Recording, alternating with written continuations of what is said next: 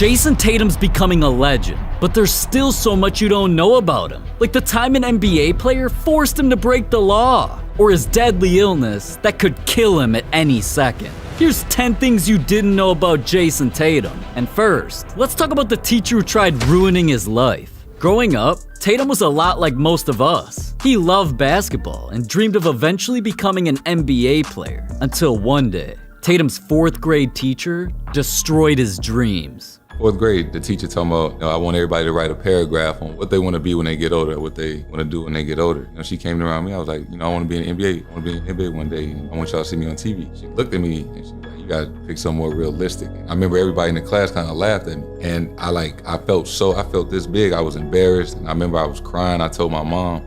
These teachers, man, I swear they don't want to see anybody win. But thankfully, Tatum's parents immediately began training him for the NBA. And that's what led to Tatum embarrassing a grown-ass man while he was in middle school. By the time Tatum was a 5th grader, his parents were already preparing him to be a basketball superstar. And they told him one day he'd be one of the best players in the NBA. Now, his mom let him be, but his dad was ruthless. I used to practice with him 4 to 5 times a week, and he would treat me like I was in high school. So if I messed up, he was harder on me than he was the other kids. And I used to cry every day on the way home. I used to basically almost quit basketball every day because of him. Now at that point, Tatum didn't realize it yet, but his dad slowly molded him into the best basketball player of his age group. And at just 11 years old, Tatum already started dominating. Not only was he dropping over 25 points a game, Tatum was literally dunking on dudes 3 times his age.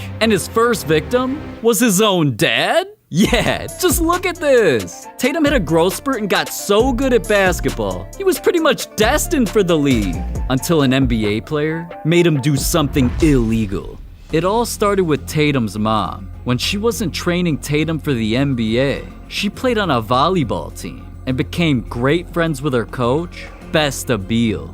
It turned out, Besta also had a son, Bradley Beal, and even though he was 5 years older than Tatum, once they hung out, they became best friends. We grew up in the same neighborhood. He was 4 minutes from my crib, so I had a perfect role model, a perfect visualization every day of where I wanted to go, where I wanted to be. He was living proof. Now, everything seemed all good until Beal pressured Tatum into breaking the law. At the time, Beal had just gotten drafted to the NBA, so Tatum was learning firsthand what it actually took to get there. But since Tatum was so young, Beal pressured Tatum into doing things he wasn't legally old enough to do. And eventually, Tatum learned the hard way. Brad was the first person to take me to the club when I was 16. He took me to the club a couple of times. My mama found out. My mom cussed Brad out in front of my house one day, you got my son at the club. He still got stuff to lose. Bruh, I just want to know what type of bottles of 16-year-olds popping in the club. These? And come on, Beal. You're really taking kids to the club, but you can't take your team to the playoffs? You gotta get your priorities straight. For real though, Tatum's mom let it go since Beal was literally an NBA player and could help Tatum make it to the league. But when the night came for Tatum's dreams to become reality, it turned into his worst nightmare. Tatum showed up on draft night, anxiously waiting for his name to be called. Because not only did he work his entire life for this moment, he had an opportunity to be selected by his dream team. And one by one, the picks rolled in. With the first pick, the Philadelphia 76ers select Markelle Fultz. With the second pick, the Los Angeles Lakers select Lonzo Ball. But what happened next completely devastated him. With the third pick in the 2017 NBA Draft, the Boston Celtics select Jayson Tatum from Duke University. It was official. Tatum was a Celtic. And yeah, he looked happy in the moment, but deep down, he felt empty. My favorite player, my idol was Kobe, and everybody know that. I didn't like the Celtics at all growing up. I only grew up, I was I'm gonna play for the Lakers, I'm gonna play for the Lakers. Honestly, I didn't even know where Boston was at. I knew it was on the East Coast, but I never been there, I never thought about going there. And then when I got drafted, I'm man, it's kind of crazy. I used to hate the Celtics. Now, alright, eventually Tatum accepted his team and vowed to give the Celtics his all. But despite him quickly turning into a superstar, he was about to meet the most embarrassing moment of his life. Tatum started his NBA career signing his own Nike deal. And within 2 years, his accomplishments drew the attention of NBA legends. Cause one day, Tatum's agent let him know that Michael Jordan wanted to negotiate a shoe deal. And, Tatum was stunned that the GOAT even knew who he was. So the decision was a no-brainer. We took a trip to Monte Carlo and Paris this summer, and that was kind of like my introduction to Jordan Brand, to the world, and meeting all the guys. Now, a trip to Paris, negotiating a multi-million-dollar signature shoe deal, and hanging out with MJ? What could go wrong? Well, despite Tatum becoming a great player, he was still a kid, so the nerves kicked in. And that night when he pulled up for dinner, things got ugly. And then that night we had a dinner. Everybody was there, so I remember I'm still nervous, right? So I walk in, MJ sitting down, his wife next to him, but then I walk over to him and my hands start sweating. And I was like, "What's up, Mike?" And when I went to go shake his hand, I knocked over his wine glass on the table and it broke. And I was like, Damn, embarrassing yourself in front of the GOAT? That's brutal. But not as brutal as the time Tatum's son humiliated the Celtics. This is Jayson Tatum Jr., aka Deuce. And you'd think a kid who looks like this is innocent, right? Well, he's actually a monster.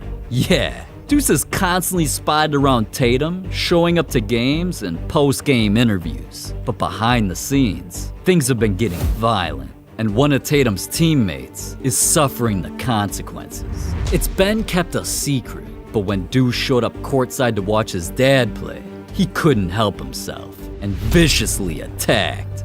Deuce is always trying to attack me anytime I come around him, and that's just who he is.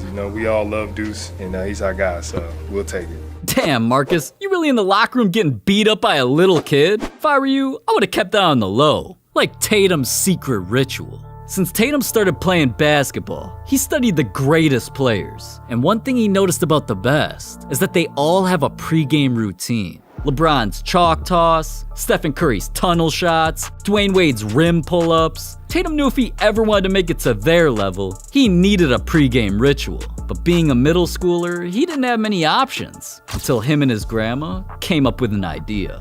Once they started, they never stopped. And Tatum admitted, "I've done it since middle school with my grandma, and it's something that's carried to now. It just wouldn't feel right if I didn't do it. Before every game, I just have to watch Hoop Flicks. I subscribe because I know they're uploading new videos every week. But also before every game, I look up into the stands and I find my grandma. We know to look for each other before the game. When we make eye contact, I tug on my ear and she'll do the same. It's basically something to let each other know it's time to go out there and give it my all." To this day, he still does that before every game. And cause Tatum strongly believes in superstitions, he thinks his hair is cursed.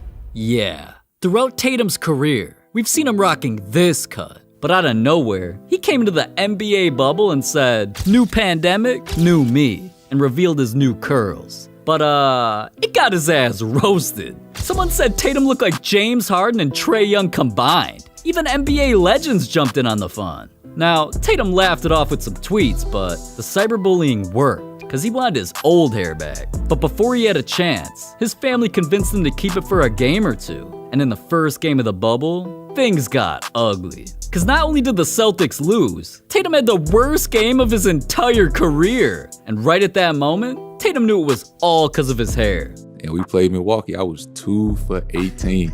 Damn. I couldn't buy a basket. And my trainer, he cut his own hair. Like, that's how desperate I was. So the next day, at the practice, I knock on him like, "Yo, Nick, cut this shit out." He like, "You for real?" I'm like, "Yeah, yo, I can't." So he cut all my hair off. And what do you know? The very next game after Tatum cut his hair, he dropped 34 points. When I get a cut, I think I'm top 5. Top 5 what? Top 5. But Tatum isn't the only one who thinks his hair affects his game. Even Donovan Mitchell admitted it. But at least Tatum's hair didn't affect him as much as his life-threatening illness. Throughout the pandemic, people suffered all across the globe.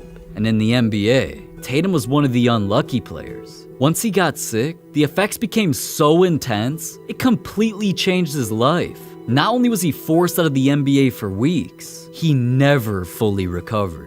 COVID lowered Tatum's stamina, and he struggled with shortness of breath. And ever since he got back into the game, he hasn't felt the same. So he was forced to make a lifestyle change.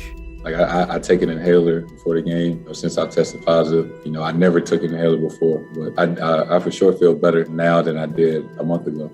You got a feel for Tatum, man. Going through something like that would be tough on anybody. Maybe that's why he's been going so hard recently. Or maybe it came from the most iconic story of his life. When Tatum was a kid, there was one person who inspired him more than anybody. When I was like 4 and 5, my mom always asked me what I wanted to be when I got older. I was just like, I want to be Kobe. Yeah. She's like, you want to be in the NBA? It's like, no, like I want to be Kobe. And when Tatum finally got to meet his idol, Kobe shared some words of wisdom that stuck with Tatum his entire life. How much does being great, being a champion mean to you? What are you willing to sacrifice? And ever since that day, Tatum became obsessed. Once Tatum made his way into the NBA, you could tell he'd been studying Kobe for decades. The man literally shows up to games wearing Kobe shirts. During games, Tatum's seen making the same moves as Kobe and taking the same shots. Hell, Tatum even started wearing an armband because of Kobe. And as Tatum became a superstar, he gained attention from the legend himself. Not only did Kobe break down Tatum's game on live TV, if I'm Jayson Tatum, I'm really good at posting up. I'm really good in isolation. I'm really good at creating opportunities. Kobe saw how effortless basketball came to him and had to invite our boy to a workout. The two planned to meet the next time Tatum was in LA, and right when the plane landed, Kobe gave Tatum some secret advice. Shoot every time. Pass if you have to, but if not, shoot it. Only Kobe, man. But the craziest part was, Tatum went so hard during the workout that he left Kobe wondering why the Lakers chose Lonzo Ball over him. Regardless, that day earned a special place in Tatum's heart. Getting to meet Kobe and, work out with him on a really personal level, it was like a dream come true. It meant everything to me. Now at this point, Kobe wasn't just Tatum's idol, he became his friend. And I'm sure Tatum was fantasizing about teaming up one day, until... The LA Times is reporting that retired Los Angeles Lakers basketball star Kobe Bryant has been killed in a helicopter crash. Kobe's tragedy broke Tatum. And right after, Tatum let the world know that he was devastated. A few days later, Tatum's pain was showing during interviews. He was the reason that I started playing basketball, and it's been a tough couple of days. But Tatum knew Kobe wouldn't want him to stay down. So eventually, Tatum decided to commemorate Kobe, reminding everyone of his greatness. The next time the Celtics pulled up to Staples Center, the entire team came out rocking purple armbands for Kobe, and it was all thanks to Tatum. Not long after, Tatum also got inked up for Kobe, combining his famous nickname, the Black Mamba, along with his jersey number. And last but not least, Tatum did one more thing to keep Kobe's memory alive. Tatum traveled to Kobe's birthplace of Philadelphia to adopt a new pet, and he decided on a blue fawn French dog, naming him Bean, Kobe's middle name. Kobe was Tatum's everything, and these gestures prove it. So if Kobe was still here, he'd be proud of not only the player, but the man Tatum's becoming. But Tatum's not the only NBA player Kobe had an influence on. Kobe also made a big impact on Giannis Antetokounmpo, and the story behind those two is even crazier. I know you want to hear more about that, so just click this video right here.